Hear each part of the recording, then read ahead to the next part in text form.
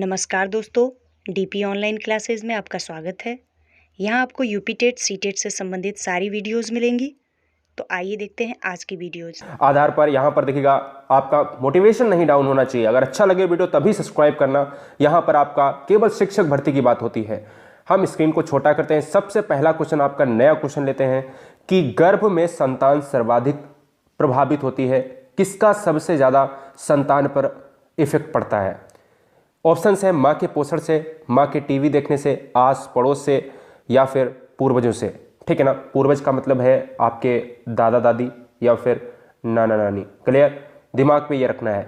अब हम बात करते हैं सबसे ज़्यादा जो गर्भ में संतान है, यानी हम अगर पेट में थे, यानी अगर आप पेट में थे तो माता का प्रभाव पड़ेगा। बिल्कुल अमूमन सी बात है, लेकिन किसका प्रभाव पड़ेगा? माता के पोषण से उसका प्रभाव सबसे ज़्यादा पूछा है, क्योंकि एक वर्ड लिखा है सर्वाधिक, इसलिए ऑप्शन क्या हो जाएगा? आंसर यही हो जाएगा। ठीक है ना, माता का पोषण अगर अच्छा होगा तो सकारात्मक प्रभाव, अगर खराब होगा तो नकारात्मक प्रभाव पड़ेगा। ठीक है जी हाँ। अगर हम बात करते हैं क्वेश्चन नंबर 2 की, यहां पर देखेंगे कि मानव जीवन की मनोभौतिक एकता कहलाती है। अगर हम बात करें कि मानव जीवन की मनोभौतिक एकता कहलाती है, ऑप्शंस हैं मन तथा शरीर का विकास, शरीर तथा हड्डियों का विकास जिसको हम बोन कहते हैं, बोन डेवलपमेंट, शरीर तथा हृदय का विकास, ठीक है ना, और आत्मा तथा मांसपेशी का विकास। तो याद रखिएगा, अगर हम मनोभौतिक एकता की बात करें, ठीक है ना, यूनिटी की बात करें, तो हमें ऑप्शन नंबर जो ए है ना वो बिल्कुल राइट आंसर हो जाएगा। मन तथा शरीर का विकास आपका बिल्कुल सही हो जाएगा जब भी हम बात करते हैं मानव जीवन की मनोभौतिक एकता से किससे संबंधित है। क्लियर, दिमाग में यह भी रखना है कि कभी भी आत्मा तथा मांसपेशी नहीं लगाएंगे। ऑप्शंस आपका फर्स्ट इज राइट आंसर हो जाएगा। अगर हम ये पूछ देते हैं कि मनोविज्ञान सबसे पहले किसका विज्ञान कहा जाता था, तो आप डायरेक्ट कह सकते हो कि आत्मा का विज्ञान कहा जाता था। अब वर्तमान में क्या कहा जाता है? वर्तमान में व्यवहार का विज्ञान जाना जाता है। ठीक है ना। अगर अब हम बात करें क्वेश्चन नंबर 3 की, कि 2 से 5 वर्ष की आयु कहलाती है शैशवावस्था, बाल्यावस्था, उत्तर बाल्यावस्था या फिर किशोरावस्था। देखिएगा, अगर हम 2 से 5 वर्ष, हम यहाँ पर डिफाइन कर देते हैं आपको, हम एक आपको यहाँ पर नोट पॉइंट आपको यहाँ पर देते हैं। ठीक है ना। अब देखिएगा क्या है कि अगर हम देखते हैं कि हम 2 और 3 अवस्था में बांटते हैं। सबसे पहले अगर हम शैशवावस्था की बात करें तो हम जानते हैं कि एज जो होती है वो जन्म से लेकर अगर हम 5 वर्ष तक जाते हैं तो वो शैशवावस्था कहलाती है। अगर हम बाल्यावस्था को बांटते हैं तो दोस्तों वो 5 से हमारी 12 वर्ष तक होती है, वो बाल्यावस्था कहलाती है।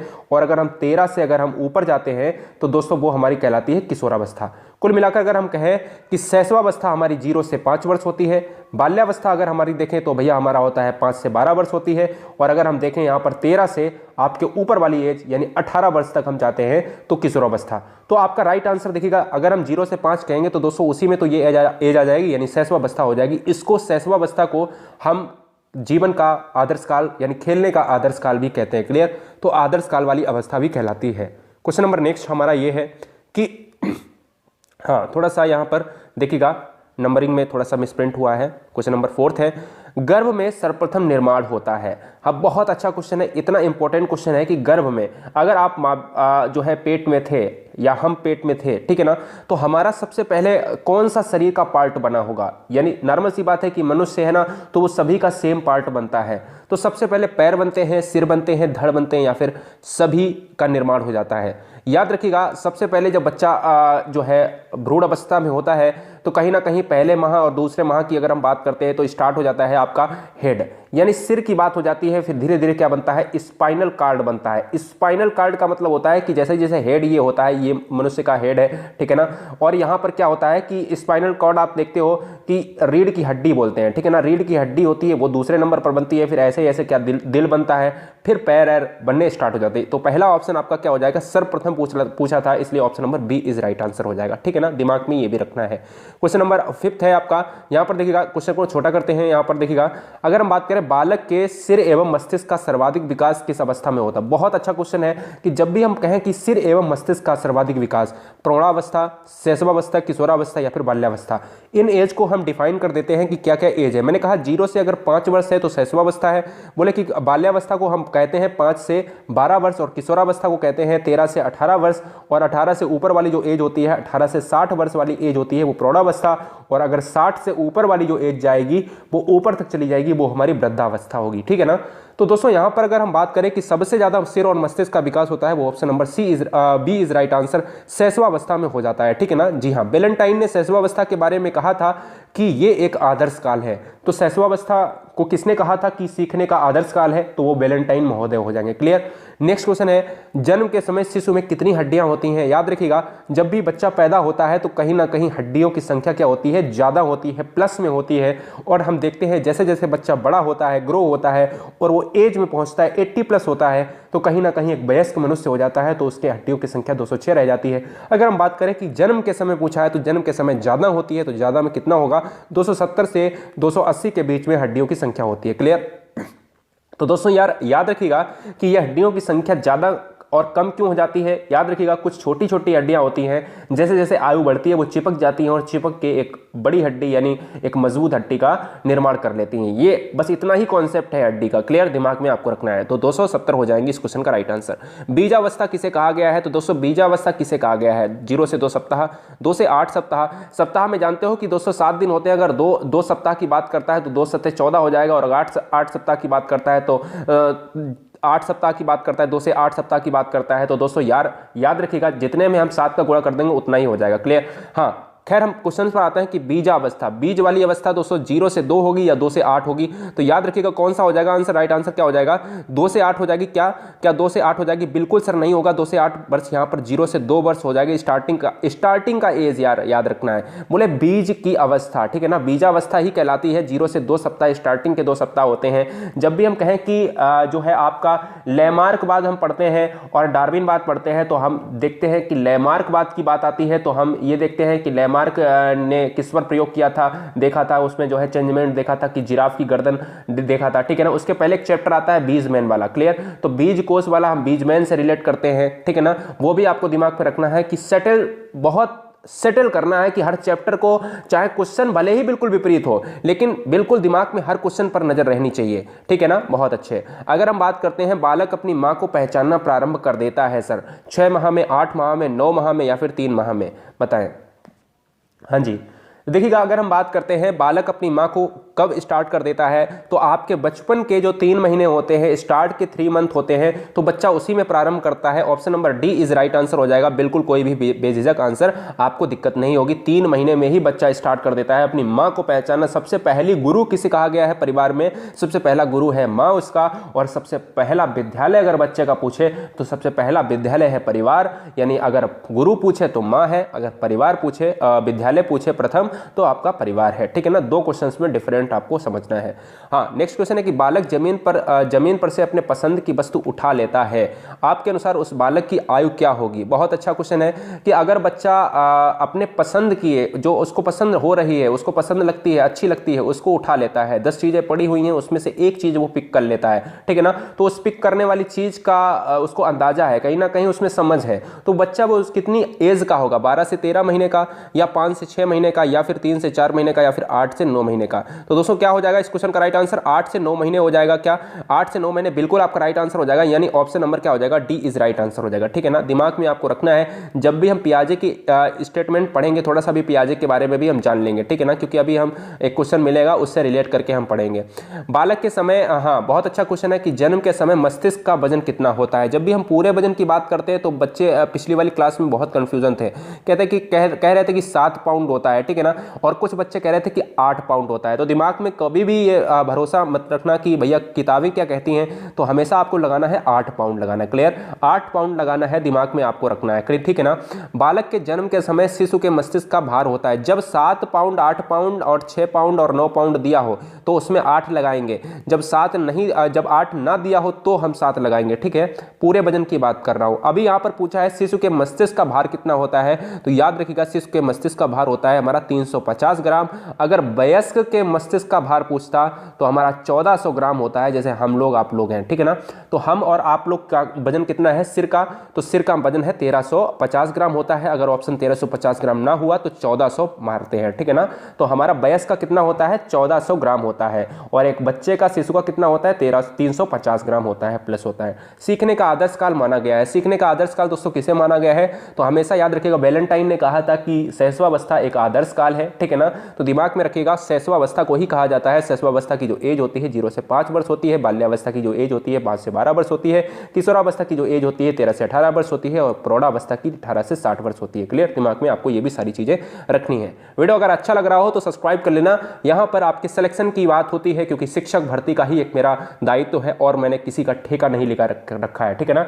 ठेका का मतलब है कि हमें एक एग्जाम यानी एक फोकस पर आपको पूरी तरीके से उत्तीर्ण कराना है। 100% आपका परिवार आपकी राह देख रहा है कि सिलेक्शन इंपॉर्टेंट है आपके लिए। कल्पना जगत में विचरण होता है, शैशवावस्था, किशोरावस्था, बाल्यावस्था। बहुत अच्छा क्वेश्चन है, बहुत इंपॉर्टेंट नया क्वेश्चन अभी तक है, ठीक है ना। पूरे मनोविज्ञान का नया क्वेश्चन है। कल्पना जगत में विचरण होता है, देखिए कल्पना जगत में विचरण होता है, बहुत सारे इंपॉर्टेंट क्वेश्चन है, ये लगा देंगे। देखिएगा, याद रखिएगा, जब भी शैशवावस्था और किशोरावस्था ऑप्शन दोनों में हो तो हमारा राइट आंसर क्या हो जाएगा? डी हो जाएगा। आप कहोगे सर क्यों हो जाएगा? देखिए सुनिएगा, बच्चा जब लेटर स्टार्ट पैदा होता है 0 से 5 की एज में होता है, बच्चा क्या करता है? वो कहीं ना कहीं चीज़ों को सोचता है, ठीक है ना। ये शैशवावस्था की बात कर रहा है, चीज़ों को वो सोचता है, कहीं ना कहीं थोड़ी सी समझ उसमें होती है, थोड़ी सी अपने बारे में होती है, नई नई दुनिया के बारे में नई नई चीज़ें सोचता है। उसको नैतिकता के बारे में जानकारी नहीं होती, सामाजिकता के बारे में जानकारी नहीं होती है। लेकिन अगर ये ऑप्शन ना होता, ये ऑप्शन अगर ना होता तो 100% आपका किशोरावस्था हो जाता, ठीक है ना। जब शैशवावस्था व किशोरावस्था दोनों दिया हो, ये एमपी टेट का क्वेश्चन है दोस्तों, और यूपी टेट में 100% और सी टेट में 100% भी आने की संभावना हो जाती है, ठीक है ना। इसलिए शैशवावस्था व किशोरावस्था दोनों हो जाएंगे। Option number D is right answer. जब दोनों दिया हो तब भैया मारेंगे। आपको यह पता होना चाहिए कि बच्चा चिंतन कब करता है, बच्चा कल्पना कब करता है, तो आपका राइट आंसर होता है किशोरावस्था, ठीक है ना। तो चिंतन तो बच्चा शैशवावस्था में नहीं कर सकता है, लेकिन कहीं ना कहीं वो थोड़ी सी कल्पना उसमें पाई जाती है, क्योंकि ऑप्शंस पर आपको मनोवैज्ञानिक आधार पर मारना है। अब हम थोड़ा सा क्वेश्चन बड़ा पढ़ते हैं कि एक बालक पड़ोसी घर में सो रहा है माँ की गोद में, ठीक है ना। एक पड़ोसी घर में माँ बैठी है और सो रहा है, यानी मैं अगर या आप हों और उस टाइम अगर हम अपनी माँ की गोद में जो है सो जाते हैं और हम पड़ोसी के घर में होते हैं, उसकी माँ यानी हमारी माँ हमें क्या करती है? पड़ोसी के बिस्तर पर सुला देती है। अभी यार हमारे क्या होता है, वो रोना स्टार्ट कर देता है, यानी हम स्टार्ट कर देते रोना, तो हमारी एज क्या होगी? उस बालक की एज क्या होगी? बताइए, कितना कठिन क्वेश्चन पूछ लिया सर। तो बताओ ऐसे हम कैसे जो है एज को बता दें? सर ऐसे कैसे हम एज को बता दें? तो याद रखिएगा, यहाँ पर 24 महीने होगा, 12 महीने या 10 महीने या 18 महीने। तो याद रखिए 10 और 18 में बहुत सारा डिफरेंस होता है, तो हमारा राइट आंसर क्या हो जाएगा? 10 महीने स्टार्ट हो जाएगा। यहाँ पर 10 महीने का जो बच्चा होता है वो हमें क्या करने लगता है, अगर किसी के दूसरे के यहाँ अगर हम सुला देंगे तो भैया वो रोने लगेगा, ठीक है ना। ये मनोवैज्ञानिक आधार है, कैसे अध्ययन किया है, कैसे व्यवहार का अध्ययन किया है, मनोवैज्ञानिक का मानना है। एमपी टेट में क्वेश्चन ये पूछा गया है और 2 बार सी टेट का क्वेश्चन पूछा गया है, ठीक है ना। ये आपको याद रखना है, ठीक है, बहुत अच्छे। हाँ, बालक जो है रंग को कब पहचानने लगता है? बालक जो है भैया रंगों को कब पहचानने लगता है? बहुत इंपॉर्टेंट क्वेश्चन है कि आपके जो रंग हैं लाल, नीले, हरे, पीले, इनको रंग किस एज में पहचानने लगता है? 5 वर्ष में, 2 वर्ष में, 3 वर्ष में या 4 वर्ष में? एक एक क्वेश्चन बहुत टाइप किया है दोस्तों, चुनिंदा क्वेश्चन टाइप किया है। एक एक वर्ड को कैसे टाइप किया जाता है आपको पता है, और मैं वैसे ही आप करते हैं जैसे आप व्हाट्सएप पे SMS लिखते हो। बताएं सर क्या हो जाएगा? बालक मुख्य रूप से रंगों को पहचानने लगता है। बिल्कुल सर, 2 और 3 वर्ष में बहुत डिफरेंट होता है। बहुत लोगों का कंफ्यूजन होता है कि 2 वर्ष में पहचान लेता है या 3 वर्ष में। तो जो ऑप्शन नंबर सी आप देख रहे हैं क्या ये हो जाएगा? बिल्कुल नहीं होगा। Option number 5 is right answer हो जाएगा। बच्चा देखिएगा, बच्चा 0 से 5 वर्ष अगर शैशवावस्था में होता है तो कहीं ना कहीं वो 0 से 5 वर्ष होने में कहीं ना कहीं वो सिर से लेकर उसका विकास स्टार्ट होगा, और जब सिर से लेकर विकास स्टार्ट होगा उसके पैर तक जाएगा। बच्चा सिर से लेकर हाथ पैर चलाता है, घुटुआ चलता है, फिर धीरे धीरे खड़ा होकर चलता है, ठीक है ना। और जब बच्चा 5वीं एज में कहीं ना कहीं वो बाल्यावस्था की एज में एंटर होता है, तो याद रखिएगा तभी तो कलर पहचानेंगे। यार उसको क्या 2 साल के बच्चे को, 3 साल के बच्चे को कैसे कलर की ज्ञान होगी, ठीक है ना। इसलिए 5 साल का जब बच्चा हो जाता है, बाल्यावस्था में जब बच्चा गैंग एज में आ जाता है, यानी टोलियों के साथ बच्चा खेलने लगता है, इस टाइप से आपको याद रखना है। मिथ्या परिपक्वता की जो अवस्था होती है वो किसे कहा जाता है? बहुत अच्छा क्वेश्चन है। जैसे अगर हम बात करते हैं मिथ्या परिपक्वता का काल किसे कहा जाता है? मिथ्या परिपक्वता की जो काल है वो दोस्तों कहा जाता है, option number B is right answer, ये हो जाएगा। इसको हम कहते हैं 5 से 12 वर्ष, या आप कह सकते हो कि 12 साल तक की एज तक हम बाल्यावस्था को मानते हैं, ठीक है ना। बी अवस्था आपकी राइट आंसर हो जाएगी, मिथ्या परिपक्वता की काल। अगर हम बात करते हैं छोटे छोटे वाक्यों को बोलना तथा 3 पहियों की साइकिल चलाना, हमने बहुत बचपन में साइकिल चलाई है, ठीक है ना, बचपन में बहुत साइकिल चलाई होगी दोस्तों। कैसी होती है मुझे बनाना भी नहीं आता है, इस टाइप की जो होती है, इसमें एक पहिया लगा होता है और यहाँ पर जो है बच्चा खड़ा हो जाता है, ठीक है ना, यहाँ पर एक बच्चा खड़ा हो जाता है और फिर क्या करता है, उस पहिया को बीच में जो है चलाना स्टार्ट कर देता है, छोटे छोटे वाक्य को बोलना स्टार्ट कर देता है और 3 पहियों की साइकिल चलाना स्टार्ट कर देता है। वो बाल्यावस्था में होता है या शैशवावस्था में? देखो किशोरावस्था और प्रौढ़ावस्था तो होगा नहीं। अब बच्चे बताएंगे कि क्या होगा। देखिए बाल्यावस्था आप कहोगे क्या 5 साल में कहोगे? बताओ सर क्या होगा? जी हाँ, याद रखिएगा हर क्वेश्चंस को यहां पर टाइप किया गया है। बताएं सर।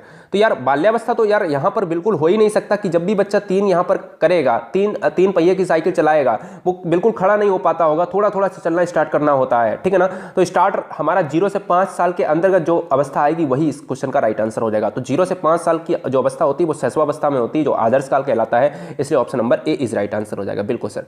अगर हम बात करें कि कार्ल सी गैरिसन ने किस विधि का अध्ययन किया, किस विधि का अध्ययन किया, बहुत अच्छा क्वेश्चन है कि यहाँ पर कार्ल सी गैरिसन एक मनोवैज्ञानिक थे, इन्होंने एक अध्ययन किया है। इनका याद रखिएगा बहुत इंपॉर्टेंट है, इन्होंने लंबात्मक विधि का अध्ययन किया, ठीक है ना। कौन सा? लंबात्मक विधि का अध्ययन किया। नेक्स्ट क्वेश्चन है कि निम्न में से किस घटना की ओर सर्वप्रथम बालक आकर्षित होना स्टार्ट करता है? बहुत अच्छा क्वेश्चन है। जब भी हम पियाजे की नोट पॉइंट में आपको मैं बता देता हूँ, नोट पॉइंट में पियाजे ने एक वैज्ञानिक थे, मैंने आज ही पढ़ाया उसको, ठीक है ना। पियाजे को मैंने 2-3 बार पढ़ाया है, खैर बहुत बार पढ़ाया है। पियाजे ने दोस्तों कितनी अवस्थाओं को डिस्क्राइब किया है? 4 अवस्थाओं को, संवेदीगामक, पूर्व संक्रियात्मक, मूर्त संक्रियात्मक और औपचारिक या अमूर्त संक्रियात्मक। पियाजे कहाँ के वैज्ञानिक थे? स्विट्जरलैंड के वैज्ञानिक थे। उन्होंने कहा है कि स्टार्टिंग की जो एज होती है वो यानी संवेदीगामक, जिसे हम 0 से 2 साल कहते हैं, इसमें बच्चा सबसे ज्यादा जो है चकाचौंध के प्रति आकर्षित होता है। चकाचौंध में क्या आ जाएगा? Option number A is right answer हो जाएगा, फर्स्ट इज राइट आंसर हो जाएगा। प्रकाश के प्रति सचेत बच्चा किस अवस्था में होता है? पियाजे के अनुसार संवेदीगामक में होता है, प्रकाश अवस्था हो जाएगा, ठीक है ना, दिमाग में आपको रखना है। खैर यहाँ पर सबसे पहले अगर बोले कि माँ के गर्भ में अंग कौन सा निर्माण होता है, तो सिर होता है। जब बच्चा पैदा हो जाता है तो सबसे पहले किस वस्तु की ओर आकर्षित होता है? तो प्रकाश की ओर। लाइट जलाओगे तो वो एकदम से बड़ा चौंक जाएगा, ठीक है ना, दिमाग में रखना है। नेक्स्ट है आपका कि बालक बालिकाओं को सर्वाधिक समायोजन करना पड़ता है। बहुत अच्छा क्वेश्चन है कि बालक बालिकाओं को सर्वाधिक समायोजन करना पड़ता है वयः संधि काल में, किशोरावस्था में, शैशवावस्था या बाल्यावस्था में। तो दोस्तों आपका राइट आंसर हो जाएगा वो option number A is right answer हो जाएगा। जबकि समायोजन की बात आती है तो वयः संधि काल हो जाएगा इस क्वेश्चन का राइट आंसर। बालक की जिज्ञासा को किया जाना चाहिए, दमन कर देना चाहिए, दमन मतलब बिल्कुल खत्म कर देना चाहिए, शांत मतलब बिल्कुल जो है शांत कर देना चाहिए। यानी कैसे कि अगर कोई चीज़ अगर उसने पूछी है तो उसको बताकर उसकी जिज्ञासा को शांत करिए, यानी वो भी सेटिस्फाई हो जाए। या उत्तेजित उसको जो है इरिटेट कर देना चाहिए या फिर सक्रिय कर देना चाहिए, क्या करना चाहिए? तो दोस्तों हमेशा अगर बच्चा पूछे तो उसकी शांत करिएगा, जो पूछा है उसको सेटिस्फाई करिएगा। यानी चांद गोल क्यों होता है, चांद चमकता क्यों है, बार बार पूछता है चीज़ें, बड़ा वो ट्रिविकल कंडीशन में पूछता है, तो सारे जवाब अगर उसको दे दोगे तो उसकी जिज्ञासा शांत हो जाएगी। Option number B is right answer. Next है कि प्रश्न सीखना एक जटिल है। सीखना एक जटिल है तो लेकिन कौन सी प्रक्रिया है? मानसिक है, शारीरिक है, सामाजिक है, नैतिक है? याद रखिएगा बच्चा एक नैतिक विकास को तभी प्राप्त करता है जब लोगों के साथ में मिलता है, लोगों के साथ में आचार विचार, अपने विचारों को, अभिव्यक्ति को दर्शाता है। तो याद रखिएगा सीखना कैसा है? एक जटिल है। कैसी जटिल है? मानसिक प्रक्रिया है। Option number first is right answer हो जाएगा। नेक्स्ट क्वेश्चन है भारत में बाल विकास की शुरुआत कब हुई थी? दोस्तों याद रखिएगा भारत में बाल विकास, जब भी हम बात करते हैं कि बाल विकास की शुरुआत 1930 में हुई थी, लेकिन अगर हम बात करते हैं इंपॉर्टेंट क्वेश्चन की तरफ, इंपॉर्टेंट क्वेश्चन ये है आपका, नोट पॉइंट में आपको मैं बताता हूं। देखिएगा क्या इंपॉर्टेंट है कि अगर पूछे कि पूरे विश्व में प्रथम मनोवैज्ञानिक प्रयोगशाला कहां पर स्थापित हुई थी, तो प्रथम मनोवैज्ञानिक प्रयोगशाला 1879 में स्थापित हुई थी। विलियम वुंट ने करी थी, ठीक है ना, कि विलियम वुंट ने करी थी। और विलियम वुंट ने कहां पर करी थी? ये बहुत इस बार 100% आने की संभावना है, जर्मनी में करी थी। अगर बहुत ज्यादा डीप में पूछे जर्मनी का कौन सा शहर था, तो जर्मनी का शहर था लिप्सिंग। कौन सा था शहर था? लिप्सिंग शहर था, ठीक है ना, जर्मनी के लिप्सिंग शहर में करी थी, ठीक है। अगर पूछे भारत में कहां पर हुई है, तो भारत में कोलकाता में हुई है, क्लियर, कोलकाता में है मनोवैज्ञानिक प्रथम प्रयोगशाला। और सीटेट की परिदृश्य से कभी कभी बड़े राज्य यानी जनसंख्या की दृष्टि से बड़े राज्य उत्तर प्रदेश में भी पूछ लेता है, यूपी टेट में भी पूछ लेता है, स्टेट और आपकी दिल्ली परीक्षा में पूछ लेता है कि अगर भारत में पूछे तो कोलकाता में, अगर पूछे कि उत्तर प्रदेश में तो वो प्रयागराज में सबसे पहली प्रयोगशाला, ठीक है, दिमाग में आपको रखना है। तो आंसर क्या हो जाएगा? जाएगा बाल विकास की शुरुआत कब हुई, 1930 में हुई थी, 1930 में। अगर नेक्स्ट स्टार्ट करते हैं क्वेश्चन नंबर ये तो बहुत सिंपल है, विकास प्रारंभ होता है, डेवलपमेंट यानी डेवलपमेंट की अगर हम बात करते हैं तो बच्चे का विकास कहाँ से स्टार्ट होता है, तो बच्चे कहेंगे कि शैशवावस्था से, बिल्कुल नहीं होता है कि जब भी बच्चे का विकास होता है वो कहीं ना कहीं गर्भावस्था से हो जाता है। Start option number A is right answer हो जाएगा, ठीक है ना, बहुत अच्छे। बुद्धि के बहुकारक सिद्धांत, कई बार आपने पढ़ा है कि बुद्धि के एक कारक सिद्धांत बिने ने दिया है, ठीक है ना, एक कारक सिद्धांत बिने ने दिया है, इसको निरंकुशवादी सिद्धांत कहा गया है। एक कारक बुद्धि का द्वि और त्रिकारक सिद्धांत स्पीयरमैन ने दिया है, ठीक है ना, इसको यहाँ पर स्पीयरमैन कहा जाता है। यहाँ पर बुद्धि के बहुकारक सिद्धांत की बात करते हैं तो थॉर्नडाइक ने दिया है, जो इस क्वेश्चन का राइट आंसर हो जाएगा। इस क्वेश्चन को हम एक और नाम से जाने जाते हैं, परमाणुवादी सिद्धांत। क्या, परमाणुवादी सिद्धांत के नाम से। परमाणुवादी सिद्धांत किसको कहते हैं, तो अगर आंसर में हो बहुकारक सिद्धांत मार दीजिएगा। इसको हम बालू का सिद्धांत भी कहते हैं, यानी बालू का सिद्धांत क्यों कहते हैं कि इसलिए कहा जाता है क्योंकि यहाँ पर बुद्धि के बहुकारक सिद्धांत थॉर्नडाइक ने कहा था कि बुद्धि एक प्रकार की नहीं, दो प्रकार की नहीं, बुद्धि बहुत प्रकार की होती है, बहुत खंड होते हैं, बहुत कारक होते हैं, ठीक है ना। तो थॉर्नडाइक ने बुद्धि को कितने भागों में बांटा है, 3 भागों में बांटा है। एक मूर्त अवस्था में बांटा है, मूर्त भाग में बांटा है, और एक यहाँ पर दूसरी भाग बांटा है अमूर्त में, और तीसरा बांटा है सामाजिक बुद्धि को। मूर्त बुद्धि, अमूर्त बुद्धि, सामाजिक बुद्धि। तो आपसे क्वेश्चन बहुत बार पूछा गया है कि थॉर्नडाइक ने बुद्धि को कितने भागों में बांटा है, ऑप्शन होता है 1 2 3 4, तो ऑप्शन क्या हो जाएगा, राइट, तीसरा हो जाएगा। तो बहुत सारे क्वेश्चन हम यहाँ पर खोज कर आपको बता दे रहे हैं। नेक्स्ट है आपका उपनयन संस्कार किस शिक्षा में किया जाता था। उपनयन संस्कार अपना नहीं होता था, तो हमेशा याद रखिएगा उपनयन संस्कार दोस्तों क्या होता था, मुगल काल में बिल्कुल नहीं, बौद्ध काल में बिल्कुल नहीं, इनमें से तो कोई हो ही नहीं सकता। वैदिक काल का आपका राइट आंसर हो जाएगा, ठीक है ना। वैदिक काल से भी बहुत सारे क्वेश्चन आएंगे, वेद से क्वेश्चन आएंगे, पुराण से क्वेश्चन आएंगे, वो भी मैं करवा दूंगा एकदम से झक्कास पूरा, ठीक है ना। वीडियो अगर अच्छा लग रहा हो ना, एक लाइक दे देना, वरना आप देख के ही चले जाना मस्त, आप पूरी तरीके से आप स्कोर बस टाइप कर देना, ठीक है ना। आप ना तो सब्सक्राइब करना ना ही कुछ करना, लेकिन अगर अच्छा लगे, अगर आपको वाकई में अगर अच्छा लगे, दिल पे अगर टच हो जाए, तो भैया सब्सक्राइब कर लेना, क्योंकि हम आपके परिवार की तरह पढ़ाते हैं, ठीक है ना। हाँ, बात करते हैं बच्चों की सीखने की प्रक्रिया में माता पिता को भूमिका निभानी चाहिए। जी हाँ, सभी को जय हिंद, सभी बहन सभी भाइयों को जय हिंद। आप इतना प्रयास करते हो, सभी यार गृहिणियों को बहुत नमस्कार। देखिएगा आप सभी भाई जितने ट्यूशन पढ़ाते हो, ठीक है ना, उसके बाद भी पढ़ाई कर रहे हो, यार सभी को मेरा जय हिंद, सैल्यूट है आप सभी को। देखिएगा अगर हम बात करते हैं बच्चों को सीखने की प्रक्रिया में माता पिता को भूमिका निभानी चाहिए, नकारात्मक, सहानुभूति या फिर अग्रोन्मुखी या फिर तटस्थ। तटस्थ और नकारात्मक तो बिल्कुल कट जाएंगे, ठीक है ना। सहानुभूति बिल्कुल नहीं आती, समाज में सहानुभूति आती है, इसलिए ऑप्शन नंबर क्या हो जाएगा, अग्रोन्मुखी, यानी अग्र होकर निभानी चाहिए, जिससे बच्चा जल्दी सीखने की तरफ उन्मुख हो। नेक्स्ट है आपका मानव विकास जो है किन दोनों के योगदान का परिणाम है। मैंने कहा इस क्वेश्चन को बिल्कुल देखो और तुरंत मारो। कैसे मार दिया हमने, सी ऑप्शन। देखिएगा जब भी मानव का विकास होता है, कहीं भी ऑप्शंस आपको, अगर कोई भी क्वेश्चन ऐसा दिया हो जिसमें अगर ऑप्शंस, कोई भी क्वेश्चन दिया हो जिसमें अगर ऑप्शंस वंशानुक्रम और वातावरण दोनों दिया हो, तो उसको देख के मार दो। अगर वो क्वेश्चन आपको नहीं आ रहा है, 100% में 99% आपका क्वेश्चन सही हो जाएगा। मैंने कहा कि अगर वंशानुक्रम और वातावरण दोनों दिया है तो तुरंत मारो। अगर ऑप्शंस में ऐसे दिया है, ए ऑप्शन में दिया है वातावरण, बी में दिया है वंशानुक्रम और सी में दिया है वंशानुक्रम वातावरण दोनों, तो यार पहला तो बिल्कुल नहीं होगा, दूसरा बिल्कुल नहीं होगा, तो तीसरा हो जाएगा सही, ठीक है ना। और अगर ऐसा दिया है कि ए वातावरण दिया है और बी अगर कोई दूसरा दिया है, सी अगर कोई दूसरा दिया है और डी अगर कोई दूसरा दिया है, तब आपका ए हो जाएगा, ठीक है ना। वातावरण और वंशानुक्रम अगर दोनों है तो सही हो जाएगा, और अगर वातावरण और वंशानुक्रम में एक एक कोई दिया है तो भी भैया वही एक सही होगा, दिमाग में आपको रखना है। अगर नेक्स्ट क्वेश्चन की बात करें कि प्राथमिक विद्यालय के विद्यालयों में से निम्न में से कौन सा बेहतर मानते हैं, प्राथमिक विद्यालयों के बालकों के लिए निम्न में से किसे बेहतर मानते हैं, वीडियो अनुरूपण, प्रदर्शन या स्वयं के द्वारा किया गया अनुभव या फिर सभी। तो यार याद रखिएगा आप बच्चे क्या लगाएंगे इस क्वेश्चन में 90 से 100% बच्चे, 100% बच्चों में 90% बच्चे यहाँ पर क्या लगाएंगे, ये सभी लगाएंगे, ठीक है ना। दिमाग में ये रखना है, ये सभी आपका आंसर गलत हो गया। क्यों गलत हो गया, क्योंकि लिखा है एक वर्ड प्राथमिक विद्यालय। प्राथमिक विद्यालय में वीडियो अनुरूपण क्या उपलब्ध होता है, यार दिमाग सेंस लगाओ मेरे भाई, ऐसे क्वेश्चन तो तुम्हें पटक देगा उठा के आयोग, ठीक है ना।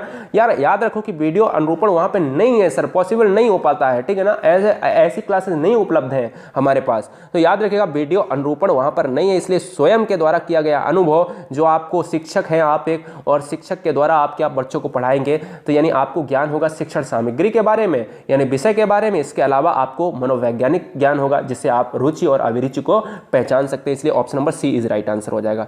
नेक्स्ट है, हम लास्ट क्वेश्चन पर पहुंच रहे हैं दोस्तों। जिस प्रक्रिया में व्यक्ति दूसरे के व्यवहार से सीखता है, न कि प्रत्यक्ष अनुभव से, इसको कहा जाता है दोस्तों जो दूसरे के व्यवहार से सीखता है, यानी हम एक या दो लोगों के बीच में अगर हम सीखते हैं, मित्रों से सीखते हैं, उसको क्या कहते हैं? उसको हम सामाजिक अधिगम कहते हैं। नॉर्मल सी बात है कि हम 2 से 3 व्यक्तियों के मध्य में सीखते हैं, उसमें ही तो हमारा आता है। हाँ, कुछ क्वेश्चन लास्ट बचा हुआ है। अगर हम बात करते हैं यहां पर, देखते हैं कि कौन सा सिद्धांत व्यक्त करता है कि मानव मस्तिष्क एक बर्फ की बड़ी चट्टान के समान है जो कि अधिकांशतः छिपी होती है। उनमें से चेतन के 3 स्तर हैं। अब चेतना के 3 स्तर, हम ईड ईगो अहम की बात करते हैं ना सर, ईड ईगो अहम की बात करते हैं, सुपर ईगो की बात करते हैं। तो ईड ईगो सुपर ईगो की बात, चेतन के 3 स्तर बताएं तो मनोविश्लेषण सिद्धांत हो जाएगा। हम जब भी हम बात करते हैं चेतन में, तो हमारा किसने दिया है? फ्रायड ने दिया है, सिगमंड फ्रायड। सिगमंड फ्रायड जाने जाते हैं मनोविश्लेषण सिद्धांत के जनक जाने जाते हैं। मनोसामाजिक सिद्धांत के जनक कौन जाने जाते हैं बताएंगे सर? एरिक्सन जाने जाते हैं मनोसामाजिक के। संज्ञानात्मक सिद्धांत के जनक कौन जाते हैं? पियाजे जाने जाते हैं। संवेगात्मक संज्ञानात्मक के पियाजे। जब भी संवेगात्मक आए तो मूल प्रवृत्ति दी थी आपके संवेगात्मक के जाने जाते हैं विलियम मैकडूगल, ठीक है ना। व्यवहारवाद के जनक कौन जाने जाते हैं? जेवी वॉटसन जाने जाते हैं। इसलिए option number C is right answer हो जाएगा, ठीक है ना। जी हाँ, चलते हैं नेक्स्ट क्वेश्चन की तरफ। अवधारणाओं का विकास मुख्य रूप से हिस्सा है। देखो, अवधारणा का जो विकास का मुख्य रूप से हिस्सा है, तो ये बौद्धिक विकास हो जाएगा, शारीरिक हो जाएगा, सामाजिक हो जाएगा या संवेगात्मक हो जाएगा। जो अवधारणा कहाँ से आती है? कहीं ना कहीं रिलेट करते हैं हमारे मेंटल पर, मेंटल यानी हमारे मस्तिष्क पर विचार करते हैं। Option number A is right answer हो जाएगा। बौद्धिक डेवलपमेंट की बात करते हैं, ठीक है ना। ऐसे ही हमारे और वीडियोस देखने के लिए हमारे चैनल को लाइक करें, सब्सक्राइब करें